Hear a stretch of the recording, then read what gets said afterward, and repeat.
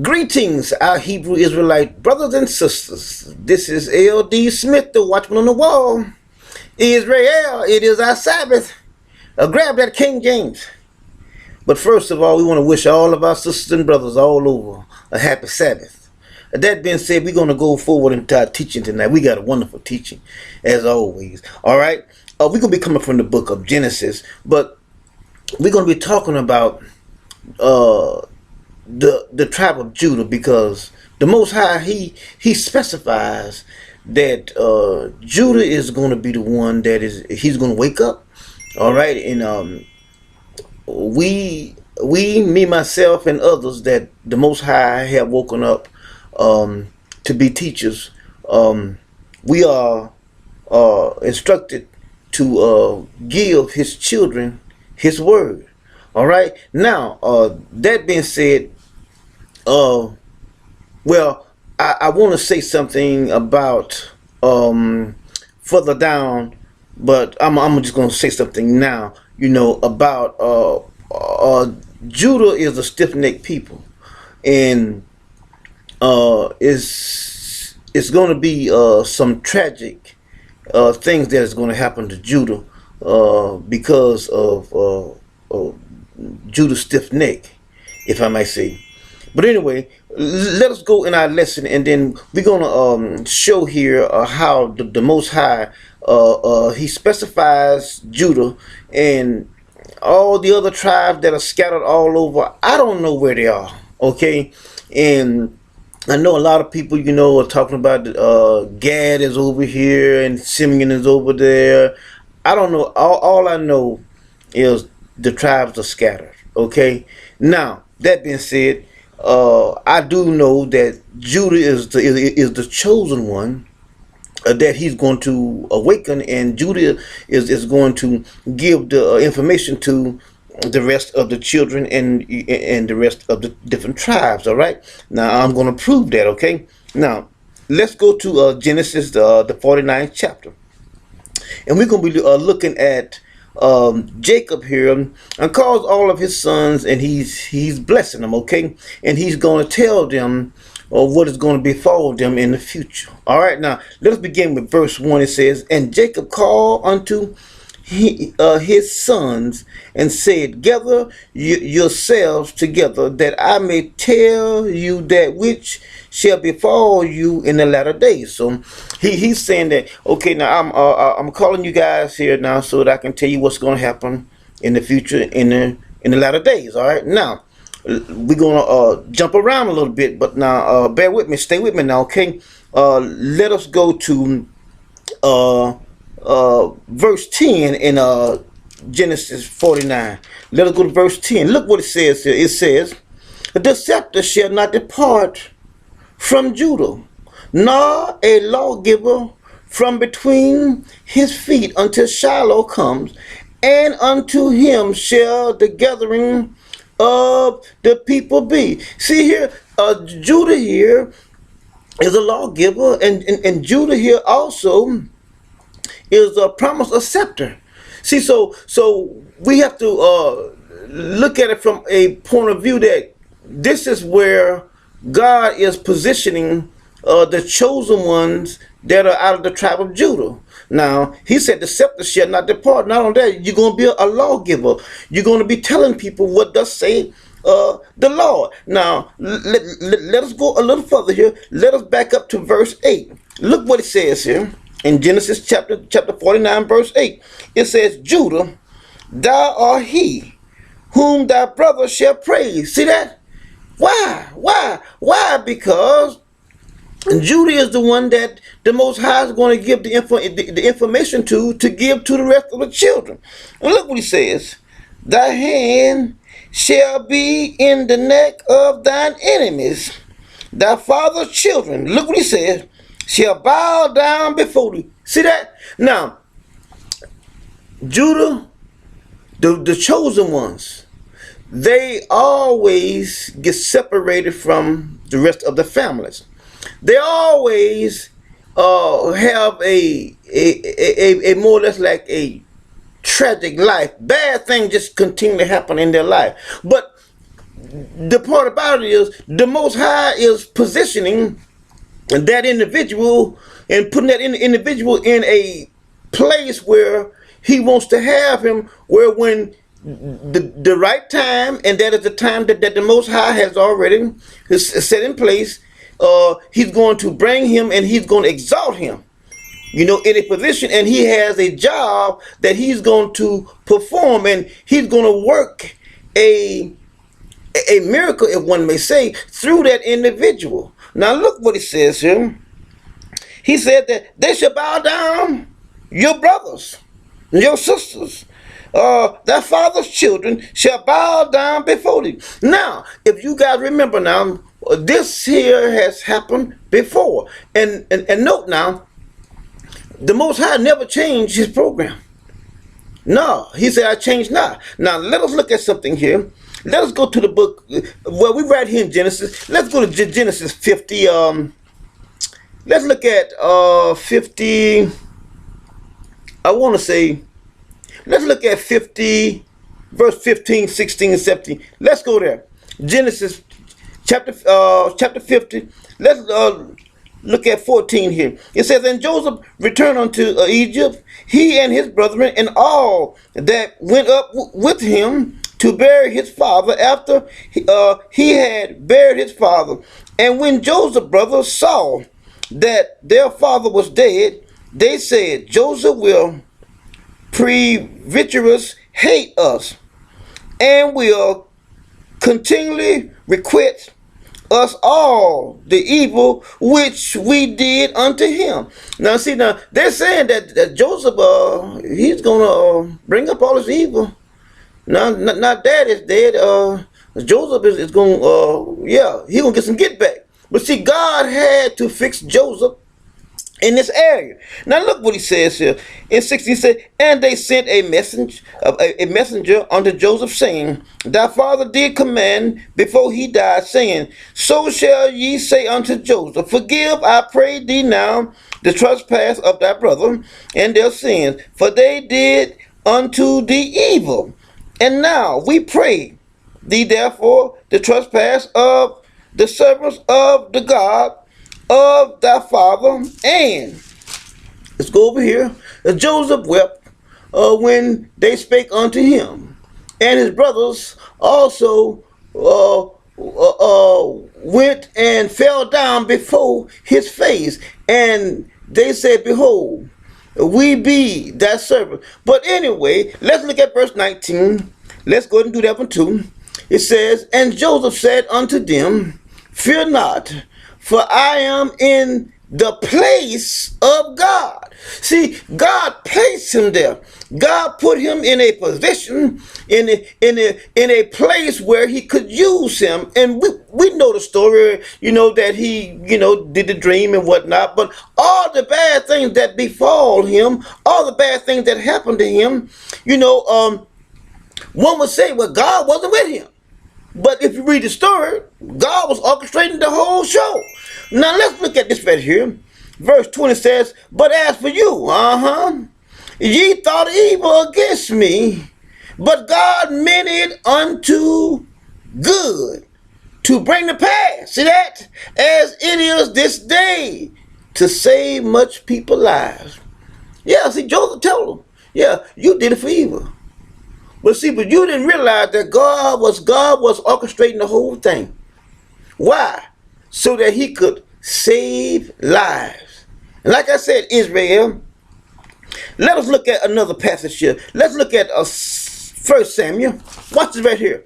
See, because Judah has to be called. One just can't say, well, I am from the tribe of Judah and I'm going to do this. No, you can't do that. The Most High has to call you. The Most High has to call you. Now watch this right here. We looking at 1 Samuel chapter 3. Now watch it right here. Now we all know the story here about Samuel and Eli. But let us read here. 1 Samuel chapter 3 verse 1, it says, and the child Samuel ministered unto the Lord before Eli, and the word of the Lord was perceived in those days. There was no open vision. And it came to pass, at the time when Eli was laid down in his place, and his eyes began to wax dim, that he could not see. And the lamp of God went out in the temple of the Lord, where the ark of God was, and Samuel was laying down to sleep. That the Lord called Samuel, and he answered, Here I am. And he ran unto Eli, and said, Here I am, for thou callest me. And he said, I call not, lie down again. And he went and lay down. And the Lord called yet again Samuel. And Samuel rose and went to Eli and said, Here I am, for thou didst call me. And he answered, I call it not, my son, lie down again. Now Samuel did not yet know the Lord. See, now let me stop right there. Something similar to this happened to me in my very, very young years of life. I was about maybe 4 or 5, somewhere along in there. But something similar to this, pretty much the same thing. I remember so. It was like yesterday. I was laying in bed at night, and I could sense someone in the house. And I called to my dad, and I told him, I said, Daddy, somebody's in this house. And I never forget it. And it happened on several occasions too. And he got up, and we didn't have the light switch like we had now, because it was way back in the early 60s. And we had a string that he pulled, on the light and turned it on. And he showed me, he said, see, ain't nobody in here, boy. Now you go lay down now. So anyway, I goes back and lay back down again, right? I could sense someone is in the house. So I called to him again. And like I said, he gets up and says, look, I told you, no one is in the house. Okay? Now, I didn't know the Lord, and neither did he. Why? Because the knowledge had been taken from us. So we were in the blind, even though the Most High was still calling me at a very, very young age and dealing with me and doing things to me that I didn't understand. Even, at that age, I didn't know the Most High, but things was transpiring in my life. But anyway, let's look at Eli here. And he says here, and the Lord called, this is verse 8. And he said, and the Lord called Samuel again the third time. And he arose and went to Eli and said, Here I am, for thou didst call me. Eli perceived that the Lord had called the child. Now see, Eli knew that it had to be the Most High. Why? Because he was a priest. But my father, not being knowledgeable, he didn't know. So what did he do? He was ignorant of what was transpiring. So was I. So what did he do? He whipped me and told me, take your you-know-what to bed and go to sleep. Even though I knew that I was being visited by somebody. Somebody was in the house. I knew it, and this happened all through my younger years. But no one would even listen to me, so I kept it to myself. And I am only sharing it today with you, Israel, because I want you to understand that I'm not just doing this. This is not something that I just picked up one day and said, oh, well, I'm going to start doing this. No, this was in me at a very, very young age. I didn't even know what wrong with me. All I knew was I was different from all my other siblings. I used to look at them and say how stupid they were. But the knowledge was there then, but as I gotten older, he kind of shielded the knowledge from me, and then it was more like I was dumbed down until the right time, until my adventure when I came from the south to the north. Then that's when he began to deal with me, in different ways. Like I said in one of my previous videos, my teaching, that I was praying to the Most High one evening down in my basement, and the words leaped about the page. and went inside me, and I ran just like Moses did. Moses' staff turned into a serpent, and he started running. I was 36 years old when those words leaped about the page and came toward me. I dropped the Bible and I started running. Grown man, running from some words. Why? Because my five senses did not understand it. My sisters and brothers, this is not by chance that we have linked up. Believe me, I have no reason to lie to you about anything. I'm being sincere, and I'm comparing it to the scriptures. This is not something that he dreamed up. No. Now, let us look here a little further at Eli and Samuel. It says here in verse 9, it says, therefore Eli said unto Samuel, go lie down, and it shall be, he called thee, that thou shalt say, speak, Lord, for thy servant here. So Samuel went and lay down in his place, and the Lord came and stood and called as at other time, Samuel, Samuel. Then Samuel answered, speak, for thy servant heareth. Now, one must understand, even though you are from the tribe of Judah, he has to choose you. You just can't say, well, okay, well, I want to do this, now I'm doing that. No, he has to choose you and prepare you and carry you along. My transformation took 30 years. 30 years before I got to where I am now. So, even though he had put it in me when I was an infant, when I was a toddler, I wasn't ready until the time. Now, let's go a little further here. Let us go to Malachi. Malachi 4. Let's go there.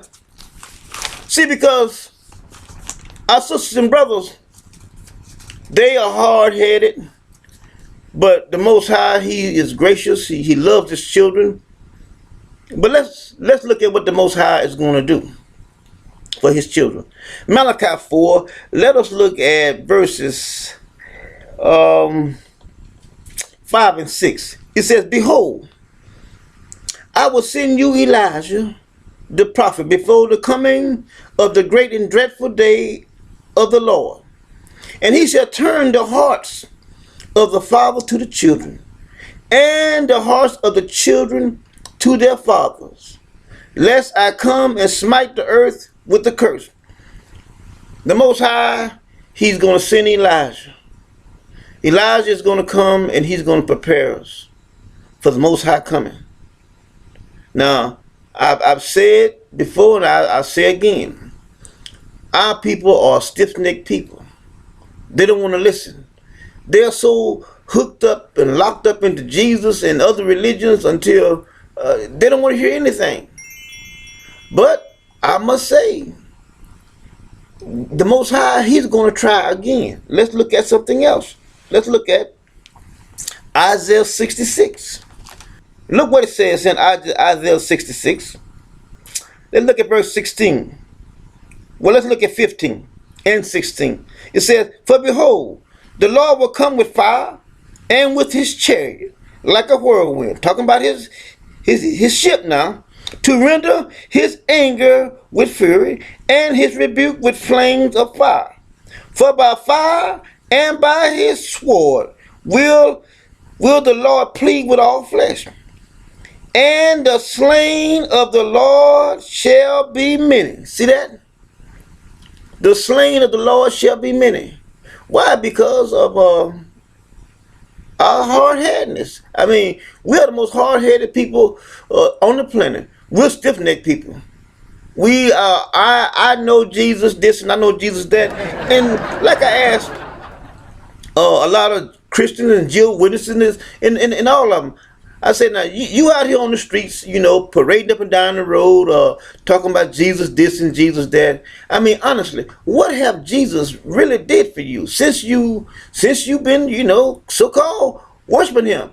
Now, note now, the vehicle that they're riding in is raggedy. I mean, the tires on it's bad. It need a paint job. It's just all dinged up and everything.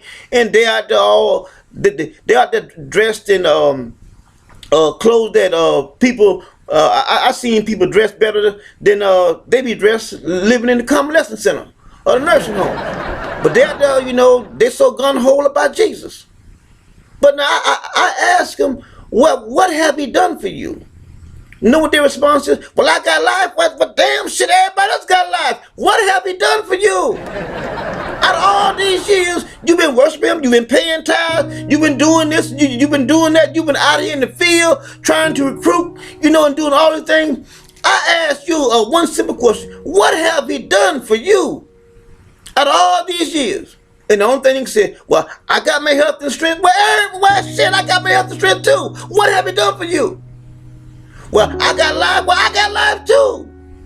I mean, they come with some of the stupid ass answers. I mean, my sister and brother, I don't know where they get these answers from. But I mean, sometimes it just hurts me, you know, to hear the foolish things come out of their mouth. But anyway, look what he said. He says the slain is gonna be many. God says he gonna kill a bunch of them. And the reason why is because of the stiff neck. Now, let's prove that. Let's go to Jeremiah. Jeremiah 6:16. Watch right here, my sister and brother. Jeremiah 6:16. Look what it says. It says, also I set watchmen over you, saying, hearken to the sound of the trumpet. But they say, we will not hearken. That's Israel. Therefore, hear ye nations, and know all congregation, talking about Israel, or what is among them.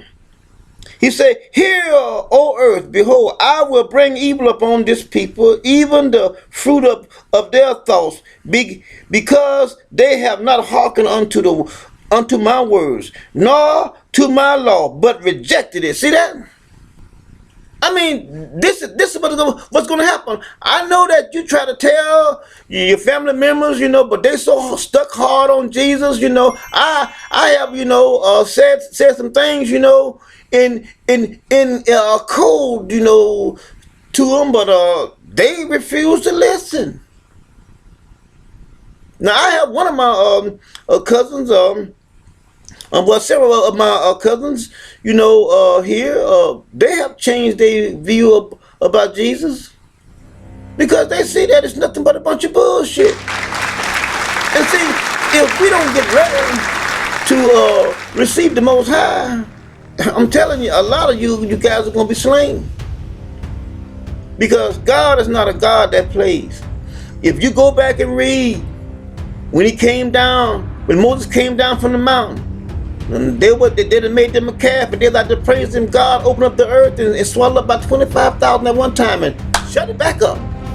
I mean, didn't even faze him.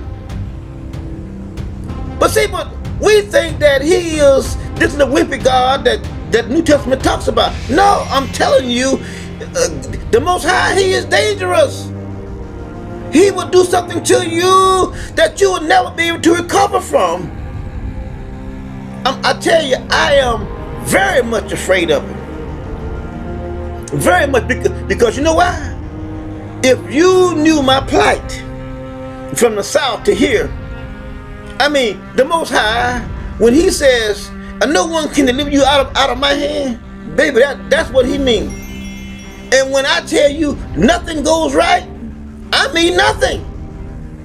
I mean nothing. I mean, he had me scared to move. And as I look back over my life, my plight coming from the south to here, looking at it, even now, I wouldn't have hung with my own self. I would have been afraid to hang with him, man. No, man. I mean, he's accident prone. He's bad luck. Because I'm telling you, God will do all these things in your life in order to get you to where he wants you, so that he can use you, in order that he may save lives. My sisters and brothers, it's right in the pages. But a lot of our sisters and brothers, relatives, family members, however you want to put it, and they refuse to let go of this demigod. They refuse to look at a different side of the coin.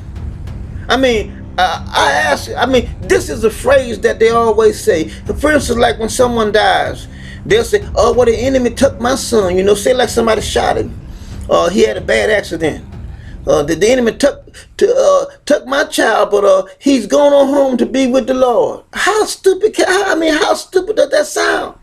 You mean to tell me God didn't have nothing to do with it? Okay, so the devil or Satan or whoever you want to say did all this damage here, and God just sit back, and then after Satan or the devil gets done with it, then God said, okay, all right then, well, I'm so weak, I just take him on in.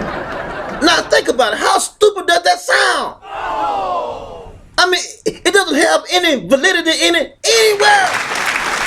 But yet and still, we say all these stupid sayings, you know, he's going on home to be with the Lord. Now, why does he have to be going on home to be with the Lord, but yet and still the Lord couldn't stop Satan from killing him? Or the devil, or whoever y'all want to put out there. Listen, the Most High, he's in charge. He says, I kill and I make alive. I wound and I heal. He said, I do all these things. A-double-L. All means all. So if God is doing all things, so what is left for anyone else to do? Nothing. My sisters and brothers, we wish all of our sisters and brothers a happy Sabbath.